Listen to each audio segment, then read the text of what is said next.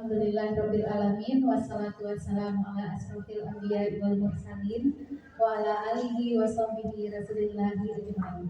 Amma ba'du. Yang terhormat Ibu Kepala Sekolah Dasar Negeri 52 Payakumbuh, yang terhormat para majelis guru SD Negeri 52 Payakumbuh yang telah meluangkan waktu untuk mengikuti dan diseminasi penyebaran pemahaman budaya positif di sekolah, yang mana merupakan pemenuhan tugas untuk teman-teman CGP kita. Kemudian pertama dan yang utama sekali, marilah kita mengucapkan puji syukur kehadiran Allah Subhanahu wa taala yang telah melimpahkan rahmat beserta karunia-Nya kepada kita sehingga kita dapat beraktivitas seperti biasa. Semoga dengan pembacaan basmalah tadi berkah dan lancarlah acara kita dari awal hingga akhir. Penyampaian materi mengenai budaya positif di SD Negeri 52 Payakumbuh. Untuk narasumber yang pertama, kita panggilkan kepada Ibu Yulia Irawati yang akan memaparkan tentang profil pelajar Pancasila dan topik disiplin positif. Kepada Ibu Yulia dipersilakan. Terima kasih pada moderator yang telah memberikan kami kesempatan untuk berbagi praktik baik dalam bentuk tugas aksi nyata sebagai CGP Angkatan 11 dari SD Negeri 52 Payakumbuh. Mudah-mudahan kegiatan kita ini berjalan lancar dari awal sampai akhir. Yang dalam hal ini sudah memberikan kami kesempatan untuk pelaksanaan penyebaran pemahaman dan penerapan budaya positif di sekolah kita ini. Kita akan langsung kepada kegiatan inti, yaitu penyebaran pemahaman dan penerapan pengalaman budaya positif dalam kolaborasi kita dengan teman CGP yang lainnya, yaitu Ibu Banti Iriani dan Ibu Arlina Evinda. Kita kolaborasi untuk suksesnya atau untuk terlaksananya kegiatan kita pada hari ini. Sebelumnya kami mohon maaf, tidak ada maksud untuk menggurui. Dalam hal ini kita cuma untuk berbagi. Jadi kalau nanti ada hal yang salah dalam penyampaian, kami mohon dikoreksi untuk masukan sebagai kelengkapan dari tugas kami ini. Nah, kesepakatan kita hari ini, 1, saling menghargai, 2, mengikuti kegiatan dengan semangat. 3, 4, 5, dan 6 boleh kita tambahkan kalau ada usulannya dari ibu-ibu semuanya. Kira-kira apa kesepakatan kita pada kegiatan desiminasi ini? HP disilentkan boleh. Tambahannya HP disilentkan. Tujuan dari kegiatan kita hari ini adalah 1, peserta desiminasi memahami tentang pengertian profil pelajar Pancasila. 2, peserta desiminasi mengetahui tentang disiplin positif. Yang ketiga, peserta desiminasi memahami pentingnya sebuah keyakinan kelas. 4, peserta desiminasi memahami apa saja kebutuhan dasar siswa sebagai manusia. Yang kelima, peserta desiminasi memahami apa saja bentuk posisi kontrol. Yang keenam, peserta desiminasi memahami segitiga restitusi, yang mana nanti materinya akan disampaikan secara pembagian tugas dari 3 CGP yang akan berdiri di hadapan kita. Selanjutnya, kita punya pertanyaan pemantik pada kegiatan kita kali ini. 1, apa saja bentuk budaya positif yang sudah kita lakukan? 2, apa yang harus kita lakukan untuk menciptakan budaya positif? Ibu-ibu, kita boleh menyampaikan pendapatnya. Kira-kira apa saja bentuk budaya positif yang sudah kita lakukan di sekolah kita? Ya, oke. Bersalaman dengan siswa. Bagus, terima kasih Bu Loli. Apalagi Bu, contoh budaya positif yang sudah kita lakukan.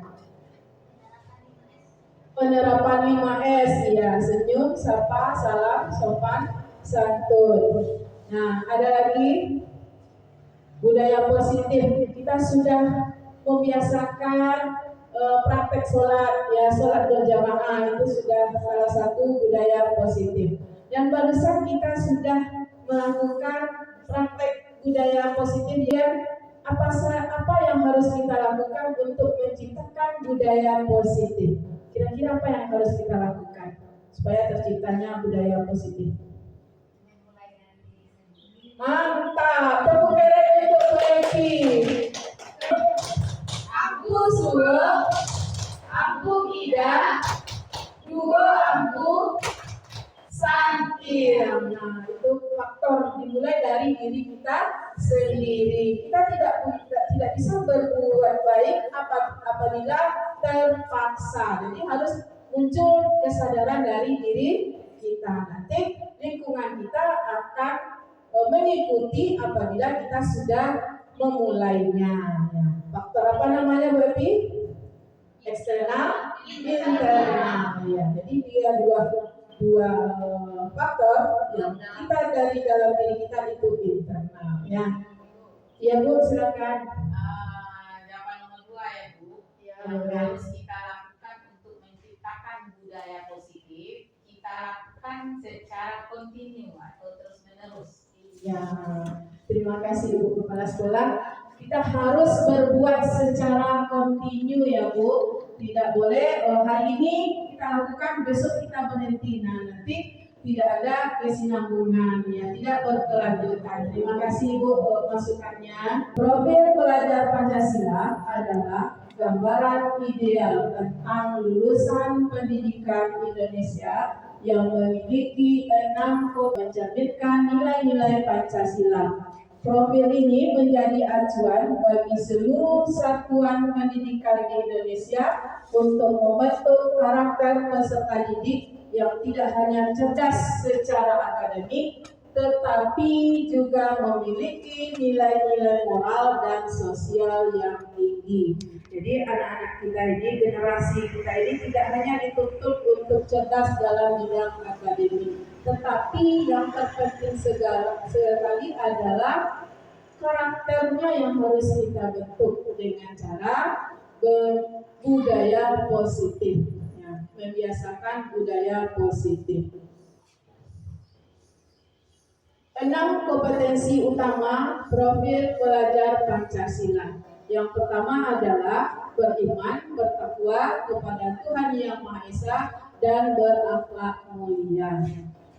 Bentuk perwujudannya adalah mampu menunjukkan perilaku yang sesuai dengan ajaran agama dan keyakinan masing-masing, serta memiliki akhlak yang baik dalam berinteraksi dengan Tuhan, sesama manusia, alam, dan negara.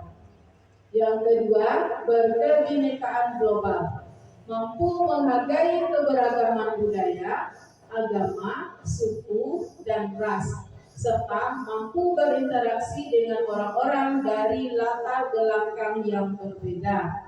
Nah, karena latar belakang dari siswa kita ini semuanya berbeda, maka nanti anak-anak kita harus diberi pemahaman bagaimana kita hidup dalam keberagaman. Kemudian yang ketiga, bergotong royong, mampu bekerja sama dengan orang lain untuk mencapai tujuan bersama, serta memiliki sikap saling membantu dan peduli terhadap sesama. Oke, kita lanjut. Yang keempat, mandiri, mampu mengambil keputusan sendiri, bertanggung jawab atas tindakannya, dan memiliki inisiatif untuk belajar dan mengembangkan diri.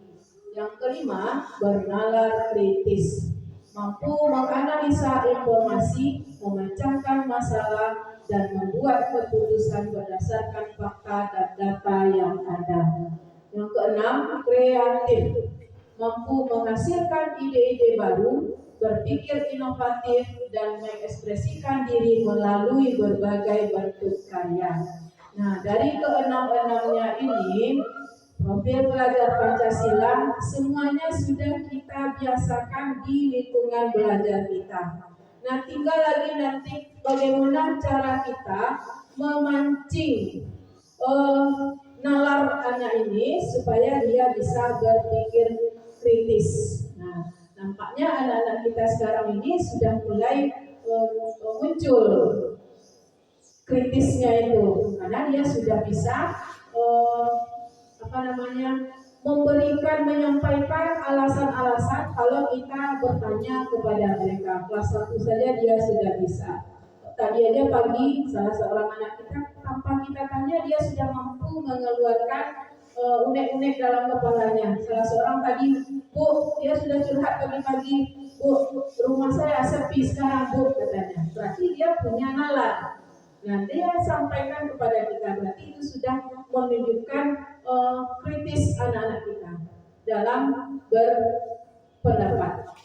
Berikutnya, mengapa profil pelajar Pancasila itu penting? Nah, menurut ibu-ibu, kenapa profil pelajar Pancasila ini penting?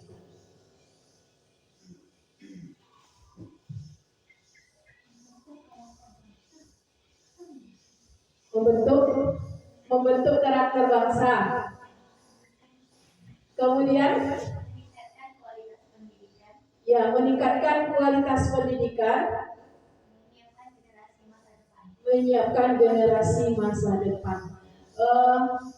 Yang terpenting sekali, profil pelajar Pancasila ini merupakan dasar pembentukan perilaku dari peserta didik kita. Dia kita latih, kita biasakan untuk menunaikan kewajibannya sebagai orang yang beragama, ya. Kemudian kita latih dia supaya bisa berkebinekaan, hidup dengan bersama, kemudian punya mandiri, kreatif, dan menimbulkan atau punya inovatif yang jeli terhadap tuntutan zaman.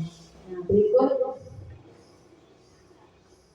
untuk terciptanya budaya positif ini kita harus punya sikap disiplin. Disiplin artinya seperti yang disampaikan Ibu Kepala Sekolah tadi adalah continue dalam berbuat. Disiplin berasal dari kata, gimana bacanya Ibu Yanti? Disiplina, iya. Yang artinya belajar, kita harus tetap belajar. Disiplin mengacu pada disiplin diri yang memiliki tanggung jawab terhadap apa yang dilakukan berdasarkan nilai-nilai yang diyakini. Nah, kita harus selalu mengingatkan anak kita kalau berbuat itu harus penuh tanggung jawab, jangan setengah-setengah. Ya. Kemudian disiplin positif merupakan salah satu cara penerapan disiplin yang bertujuan untuk menumbuhkan kesadaran serta memberdayakan peserta didik tanpa imbalan, penghargaan, reward, ancaman atau hukuman. Nah, ya kemarin kita diskusi ternyata memberikan reward itu akan memberikan dampak yang kurang baik terhadap perkembangan mental anak kita. Karena kalau dia biasa diberikan reward, dijanjikan reward, nanti ke depannya dia berbuatnya karena reward. Nah, bukan dia kesadarannya sendiri. Nah, namun demikian kita akan berangsur-angsur memancing anak ini untuk berbuat baik tanpa berharap reward di belakangnya, embel-embel. Nah, biasanya kita akan tolong mama cina beli kado, beku ambil balik pitingnya. Itu kan salah satu reward. Nah, nanti di waktu uang kita pas, dia agak malas. Ada timbul malasnya, enggak dong, dia pas. Nah, itu salah satu dampaknya yang bisa kita rasakan. Oke. Sebagai pendidik, tujuan kita adalah menciptakan peserta didik yang memiliki disiplin diri sehingga mereka berperilaku mengacu kepada nilai-nilai kebajikan universal dan memiliki motivasi intrinsik dalam perubahan perilaku ke arah yang lebih baik. Sampai pada waktunya untuk saya memberikan pemaparan tentang 5 posisi kontrol restitusi. Salam penghormatan sebelumnya berkembang kepada pembawa acara dan kepada pemateri-pemateri sebelumnya. Di sini saya mendapatkan kesempatan berbagi praktik baik penerapan budaya positif di sekolah. Baiklah ibu-ibu semuanya, mengapa budaya positif itu perlu kita terapkan atau kita diseminasikan di sekolah kita ini? Tentu kita semuanya punya alasan. Mengingat banyak sekali pergeseran nilai-nilai, norma-norma, kemudian adanya perubahan tingkah laku peserta didik kita yang sudah tidak sesuai dengan landasan kita profil pelajar Pancasila. Oleh karena itu timbullah keinginan kami untuk memberikan pemaparan tentang penerapan budaya positif di sekolah. Pada hal begini saya bertugas memberikan sedikit arahan tentang 5 posisi kontrol restitusi. Di sini ada 5 poin posisi kita sebagai tenaga pendidik di dalam membina tingkah laku peserta didik kita. Yang pertama ada sebagai pendukung, yang kedua pembuat merasa bersalah, yang ketiga sebagai teman, 4 pemantau, yang kelima ada sebagai manajer. Kita telah satu persatu. Di mana di sini adalah posisi pendukung. Tadi agak terjeda oleh teman kita hanya mengenal segitiga restitusi tanpa ada penjabaran. Nah, pada kesempatan ini saya sedikit akan menjabarkan atau mengulas kembali tentang apa yang disampaikan oleh rekan sejawat saya tadi. Di mana di sini pendukung. Biasanya kita sebagai guru, setiap ada kesalahan atau kesalahan disiplin misalnya, kita sebagai guru sering memberikan hukuman kepada murid kita, gunanya untuk menerapkan disiplin sekolah. Tetapi dalam hal ini, pendukung itu tidaklah baik diterapkan di dalam mengayomi dan mendidik karakter anak-anak kita. Karena apa? Di dalam diri kita sebagai pendukung, maka di hati anak-anak itu akan terbenam rasa, mungkin rasa tidak senang, mungkin rasa sakit hati, atau rasa jengkel, dongkol, sehingga dia akan berkesan hal yang negatif di dalam ingatannya. Seperti dalam hal ini kita mengetahui bahwa pendukung itu bisa kita hindarkan atau kita hindari dengan sikap-sikap atau berbahasa yang baik kepada peserta didik. Pendukung di sini adalah bisa menggunakan hukuman fisik maupun verbal. Kemungkinan murid akan marah dan menendang. Pendukung ini ada 2 kategori, mungkin bisa secara verbal dan bisa secara fisik. Fisik di sini mungkin menyakiti dengan memukul, menegur dengan tamparan. Tapi insya Allah sekarang tidak ada hal yang melukai fisik anak. Kemudian ada dengan verbal. Verbal di sini mungkin melalui ungkapan atau ucapan kita yang membuat perasaannya tersakiti sampai kapanpun dia akan mengingat kata-kata itu. Nah, secara tidak langsung, apapun yang kita lakukan kepada anak itu, dia akan merespon, dia akan mengingat apapun yang kita sampaikan kalau kita sebagai pendukung. Untuk itu, kita harus berupaya menstabilkan tindakan kita sebagai guru dalam mendirikan atau mendidik tingkah laku anak murid kita. Lanjut. Kemudian kita sebagai guru memposisikan diri kita sebagai teman atau pembuat merasa bersalah.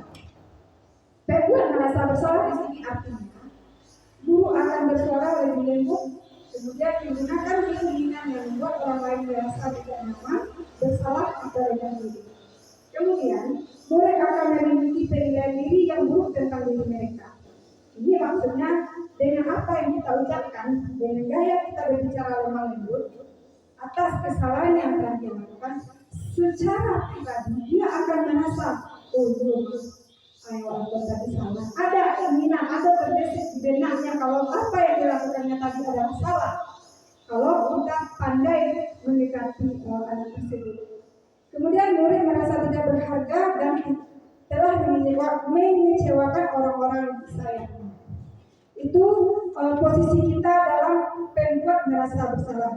Mungkin ada teman yang ibu pernah baca contohnya ibu moderator, ada nak ibu, misal begini ya, ada anak terlambat, kemudian kita panggil, bisa ada berpikir, nah sekolah, si anak ini aku bu, terlambat waktu ini, yuk tadi awak terlambat jago, terlambat aja kan ada mawak. Ibu, tapi waktu kan itu apa namanya? Itu. Nah, di sini kita mulai bermain peran dengan membuat merasa bersalah. Nah, sekolah Wak, kita sebagai guru ya, memangkan siswa tadi. Ibu, sangat berharap anak ibu datang tepat waktunya. Kalau terlambat kayak gini, malu ibu lain, awak sih panggilan, jiwa itu bisa berubah. Tanpa sadar, anak tadi akan introspeksi dirinya. Berpikir diam dulu. Ini kita lakukan bukan di halaman, tapi kita memanggilnya di dalam ruang kelas. Kemudian si anak nanti akan timbul kesadaran bahwa, itu tadinya bertumpu harapan awak supaya awak datang nanti. Jangan kelas awak dia karena tadi, jangan awak dia datang nanti. Mungkin itu ada benar. Jadi tidak ada marah di benak anak tadi karena kita berbicara dari hati ke hati sehingga anak tadi apa yang dilakukannya, apa tindakan yang dibuatnya membuat dia merasa bersalah sendiri tanpa kita yang menjustis bahwa yang dilakukannya adalah salah. Kira-kira itu paham maksud yang saya presentasikan sebentar. Kita lanjut yang kedua. Nah, di sini ada poin tema. Kita sebagai guru harus memposisikan diri kita sebagai teman di dalam mengatasi persoalan anak didik kita. Pertama, kita tidak akan menyakiti murid, namun akan tetap berupaya mengontrol murid melalui persuasi. Persuasi di sini artinya adalah suatu pendekatan emosi, pendekatan kontrol, kemudian pendekatan verbal ini. Pendekatan ini mungkin bisa terjadi dari dalam diri anak dan dalam diri kita sendiri. Kemudian posisi teman pada guru bisa negatif ataupun positif. Dalam hal ini negatif dalam artian yang bagaimana? Di sini kita sebagai guru dalam menegakkan keadilan atau menegakkan disiplin. Makanya kita harus bisa mendekatkan diri kepada siswa agar kita bisa memahami karakter dan keinginan siswa tersebut. Berikut menggunakan hubungan baik dan humor untuk memberikan siswa. Nah di sini insya Allah guru-guru hebat dari Madua sudah melakukan ini. Ya kan Ibu? Humoris keputusan ya untuk awal. Ampun tidak, dua lampu. Santia, oke. Kenapa dikatakan nama Santia? Karena ibu-ibu di situ menyelesaikan anak-anak yang bermasalah Allah menerapkan posisi diri sebagai teman. Contoh, ini yang nampak oleh kita ya. Kadang ada anak sama-sama bergaul, bertengkar karena membuli nama-nama orang tua, begini begitu. Di sini sudah ada kita yang menerapkan posisi sebagai teman terhadap anak, sehingga pendekatan yang kita lakukan untuk anak tersebut bisa dipahami dengan baik oleh anak-anak tersebut tanpa adanya rasa intimidasi yang dalam untuk dirinya. Kemudian kita lanjut. sebagai pemantau. Kita guru-guru di sekolah ini pasti akan memantau segala kegiatan dan aktivitas anak-anak kita baik di luar kelas maupun di dalam kelas. Untuk di dalam kelas sudah pasti kita akan mengamati tingkah laku peserta didik kita. Yang pertama, bertanggung jawab atas perilaku orang-orang yang kita awasi. Misal, mungkin si A dia suka jahil sama temannya. Pasti kita akan memantau keberadaannya untuk menghindari hal-hal yang tidak kita inginkan. Kedua, berdasarkan pada peraturan-peraturan dan konsekuensi yang ada, kemudian mengandalkan perhitungan catatan data yang dapat digunakan sebagai bukti atas perilaku seseorang. Berikut menggunakan setiap slip catatan daftar cek. Lanjut, murid memahami konsekuensi yang harus dijalankan karena telah dilanggar salah satu peraturan sekolah. Nah, di sini kita sebagai guru akan memantau kesalahan-kesalahan yang telah dilakukan oleh siswa kita terhadap disiplin yang telah kita sepakati bersama, baik kesepakatan kelas maupun kesepakatan sekolah. Kita memposisikan diri sebagai pemantau untuk mengecek apakah anak-anak kita sudah betul yang dilakukannya atau belum. Kalaupun belum, kita bisa memanggilnya dan memberikan konsekuensi atas pelanggaran yang telah dilakukan. Konsekuensi di sini adalah komunikasi kita searah dengan anak, bukan dari kita yang menimbulkan, tetapi keinginan anak itu sendiri yang memunculkannya kepada kita. Lanjut, sebagai manajer. Kita di sekolah juga merupakan manajer dalam kelas kita dan manajer untuk anak-anak kita.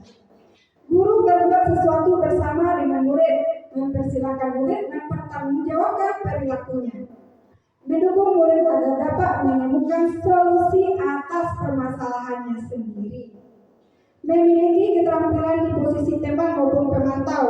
Murid diajak untuk menganalisis kebutuhan dirinya maupun kebutuhan orang lain. Tugas seorang manajer adalah membimbing murid untuk dapat mengatur dirinya, bukannya memisahkan murid dari kelompoknya, tetapi mengembalikan murid tersebut ke kelompoknya dengan lebih baik dan kuat.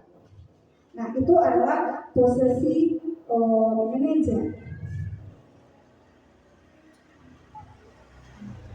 Contoh penerapan 5 posisi kontrol. Kasusnya, yang mana di sini siswa sering datang terlambat ke sekolah. Sebagai penghukum, kita pasti tidak ingin anak-anak kita terlambat ke sekolah. Oleh karena itu, anak-anak harus patuh pada aturan sekolah lalu berdiri di depan kelas. Ini bentuk hukuman yang kita berikan. Sebaiknya kita menghindari pemberian hukuman untuk siswa kita karena dampaknya tidak akan baik untuk perkembangannya. Berikut sebagai pembuat rasa bersalah. Pembuat rasa bersalah ini sangat baik sekali untuk kita terapkan. Jangan kita langsung memberikan nada tinggi atau menjustis apapun yang dilakukan anak, karena saya yakin dan percaya apapun alasan kesalahan yang dilakukannya sudah pasti punya alasan. Beberapa kali bu guru harus memberitahu kamu, bu guru kecewa sekali sama kamu. Nah, ini nada kita berbicara sangat rendah pada mereka agar dia merasa apa yang dibuatnya sudah salah. Oh iya, awak tadi murid itu, oh iya salah awak berarti dia bisa menilai kesalahannya tanpa harus kita yang memberikan justice bahwa apa yang dia lakukan adalah salah. Kemudian sebagai teman, kita merangkul semua kegiatan anak-anak, kemudian dengan memberikan seruan atau ajakan, ayolah hidup yang disiplin buat guru bangga. Kali ini tidak apa-apa. Oke. Di sini kita memposisikan sebagai teman dengan mengajak merangkul semua anak-anak kita agar dia tidak melakukan kesalahan yang sama lagi untuk yang kedua kalinya. Kita memberikan sebuah harapan kepada mereka di mana mereka untuk dapat berubah dari hal yang tidak kita inginkan menjadi yang kita inginkan. Posisi sebagai pemantau. Nah, contohnya di sini kamu sudah melanggar. Apa peraturan dan konsekuensinya? Kita memantau aktivitas anak yang melanggar aturan sekolah, maka kita berucap padanya, kamu sudah melanggar ya, apa kira-kira konsekuensinya. Kita meminta pendapat kepadanya sesuai dengan kesalahan yang telah dilakukan. Berikut sebagai manajer, apakah kamu tahu kesalahannya? Kira-kira bagaimana kamu akan memperbaiki kesalahan ini? Nah, itu tadi contoh penerapan 5 posisi kontrol. Berikut tahapan segitiga restitusi. Apa itu tahapan segitiga restitusi? Yang pertama di sini, dalam menyelesaikan kasus atau persoalan-persoalan yang terjadi di dalam kelas maupun di lingkungan sekolah, kita harus menggunakan tahapan segitiga restitusi dalam menyelesaikan masalah-masalah yang dihadapi oleh anak-anak kita. Tujuannya adalah untuk membangun disiplin dan hubungan positif antara siswa dengan guru, guru dengan guru, dan guru dengan orang tua murid, agar tidak terjadinya miskonsepsi dalam penerapan disiplin dan penerapan budaya positif. Yang pertama, kita menstabilkan identitas. Yang kedua, adanya validasi tindakan yang salah, kemudian menanyakan keyakinan. Menstabilkan identitas artinya kita semua akan melakukan hal terbaik yang bisa kita lakukan untuk menyelesaikan persoalan yang dihadapi anak-anak kita. Kemudian memvalidasi tindakan yang salah. Semua perilaku yang dilakukan oleh peserta didik itu pasti ada alasannya.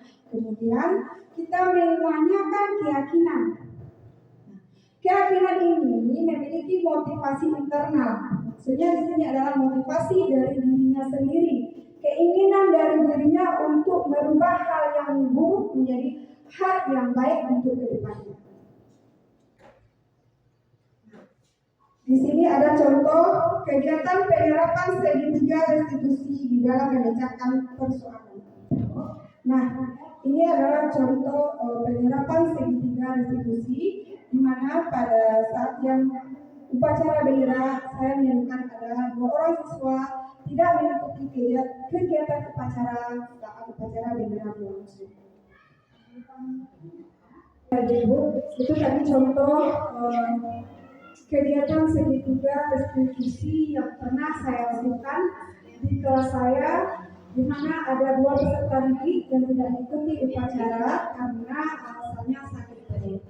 Setelah saya lakukan pendekatan internal dengan siswa, kemudian menanyakan alasan dan pendekatan yang lebih mendalam, akhirnya siswa berkata jujur dan apa adanya. Nah, mungkin itulah presentasi kegiatan diseminasi aksi nyata modul 1.4 yang telah kami rancang dengan bersama-sama. Mungkin untuk kesempurnaan dari kegiatan diseminasi ini, kami ingin Bapak Ibu semuanya memberikan masukan, memberikan pertanyaan demi kelengkapan tugas kami. Pada moderator, kami persilakan.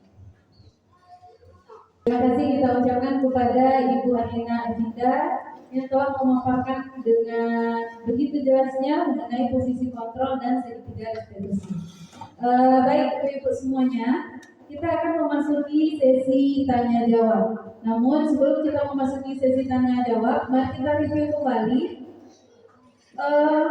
topik yang telah dijabarkan oleh teman-teman guru penggerak kita.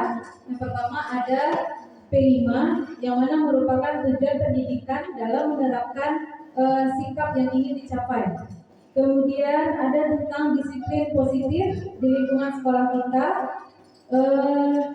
Tentunya disiplin positif ini bisa kontinu jika kita bisa memunculkan motivasi internal dari siswa, bukan berupa motivasi eksternal seperti entah itu reward dan bingkisan-bingkisan sejenisnya. Kemudian keyakinan kelas yang merupakan kesepakatan nilai yang kita setujui bersama warga kelas untuk diterapkan di dalam kelas tersebut. Kemudian topik berikutnya yaitu mengenai kebutuhan dasar. Kebutuhan dasar manusia ada 5, yang mana kebutuhan dasar inilah yang menjadi motif dari setiap tindakan atau perilaku mengapa seseorang melakukan hal tersebut. Jadi untuk memenuhi kebutuhan fitrah dasar seseorang. Kemudian ada topik mengenai 5 posisi kontrol, yaitu posisi kita sebagai seorang guru ketika merespon setiap kesalahan yang dilakukan oleh siswa kita. Dan dari 5 posisi kontrol ini adalah posisi manajer merupakan posisi yang paling baik untuk kita terapkan ketika merespon setiap tindakan siswa kita. Dan dengan adanya penerapan budaya positif pada siang hari ini, kita sedang selangkah menuju agar bisa menerapkan posisi manajer tersebut nantinya. Segitiga restitusi, di mana pada topik ini kita merefleksikan siswa untuk menilai kesalahan yang sudah dilakukannya. Jadi bukan dari kita yang memunculkan, oh kamu salah, tetapi kita membimbingnya, kemudian menstabilkan lagi identitas dirinya agar dia tidak merasa gagal karena sudah melakukan kesalahan. Kemudian mengembalikan lagi siswa kita tersebut terhadap keyakinan atau nilai-nilai kebajikan yang sudah kita sepakati. Jadi tidak melulu kita langsung kamu bersalah lalu kita memberikan langsung hukuman atau konsekuensi yang harus dijalaninya. Tanggapan maupun pertanyaan dari ibu-ibu semuanya.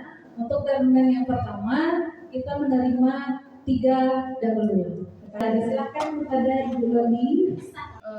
Ibu-ibu pemateri yang ingin ditanyakan di sini yaitu mengenai hukuman dengan reward tadi.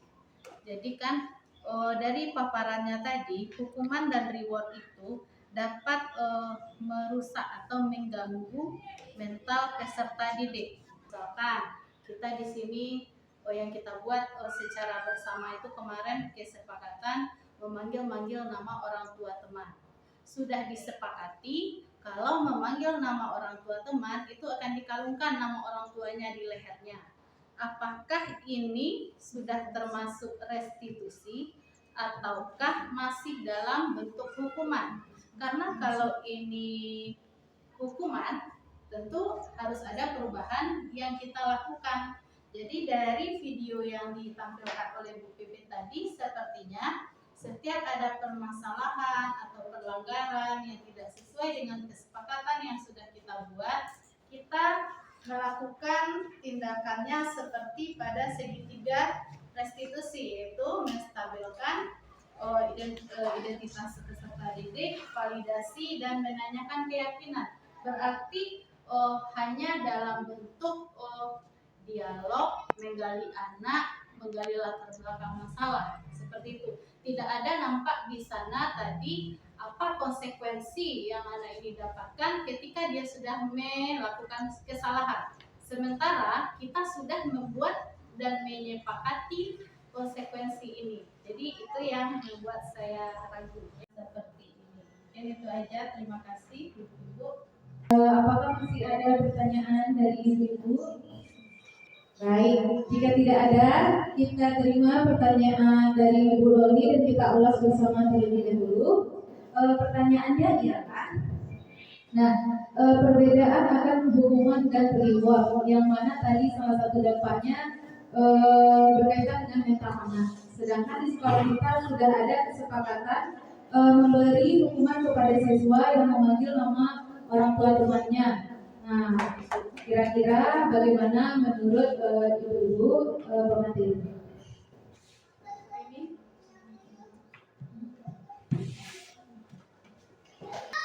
Pada siang hari ini nampaknya semangatnya begitu antusias sekali tentang perbedaan hukuman dan konsekuensi sesuai dengan tindakan yang sudah kita lakukan di lingkungan sekolah kita. Salah satunya kemarin kita sudah membuat sebuah keyakinan kesepakatan sekolah. Nah, di mana kesepakatan sekolah ini sudah kita tanya dan kita buat bersama dengan seluruh siswa, mulai dari kelas 1 sampai kelas 6. Dan juga sudah dibuatkan dokumentasinya, bukti bahwasanya kita melaksanakan keyakinan sekolah bersama. Nah, namun ternyata di balik itu masih ada anak-anak kita yang belum atau mungkin dia lupa karena kebiasaan ceplos saja mulutnya mengucap.